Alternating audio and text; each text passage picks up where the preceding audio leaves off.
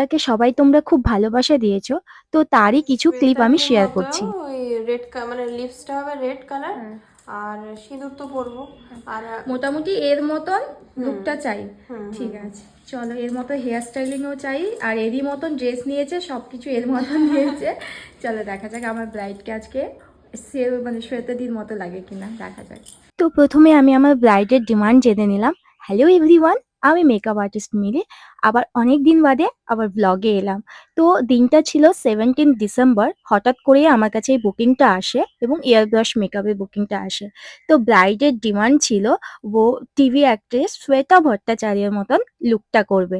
সত্যি বলতে ওর যেরকম ড্রেস ছিল, যাই কিছু ছিল, সবটা কিন্তু ও নিজের মতো করে যতটা পেরেছে করেছে এন্ড মোমেন্টে। তো ব্যাপারটা হচ্ছে ওদের লাভ ম্যারেজ। তো হঠাৎ করে ওদের বিয়েটা হয়েছে। তো এয়ার ব্রাশ মেকআপটাই আমি নিতে বলেছিলাম, কারণ ওটাও একটু গ্লসি লুক চেয়েছিল, আর যেহেতু রিসেপশন রাত্রিবেলায় ছিল তাই। তো এমনি এয়ার ব্রাশ মেকআপ একটু গ্লসিও হয়, দেখতেও খুব সুন্দর হয়। বিশেষত আমি কিন্তু ওই দিনটায় ফ্রি ছিলাম না। তো ওরা আমার কাছেই সাজবে বলে ও দুপুর থেকে কিন্তু রেডি হয়ে গেছিল। আমার অলরেডি কিন্তু আরেকটা ব্রাইড ছিল অনেকটা দূরে, তো আমি কিছুতেই নেব না, কিন্তু ওর রিকোয়েস্টে আমাকে ও দুপুরবেলা থেকে রেডি হতেও রাজি ছিল। তো যাই হোক, আমি অল ওভার লুকটা কিন্তু শ্বেতাদির মতন ট্রাই করেছি। তো ওর হেয়ার থেকে ড্রেস থেকে সমস্ত কিছু তোমরাই বলো যে ওর লুকটা কেমন লাগছে বা আমি করতে পেরেছি কিনা। তো আমার কাছে অতটা সময় ছিল না ঠিকঠাকভাবে ক্লিপ দেখেছো নেওয়ার মতো। কেমন লাগছে বলো? তো যতটা পেরেছি নিয়েছি। আমি ওদের পুরো পারফেক্ট, রিভিউটাও শুনে নেব। যেরকমটা চেয়েছিলে।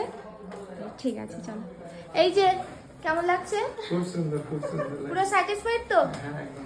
চলো।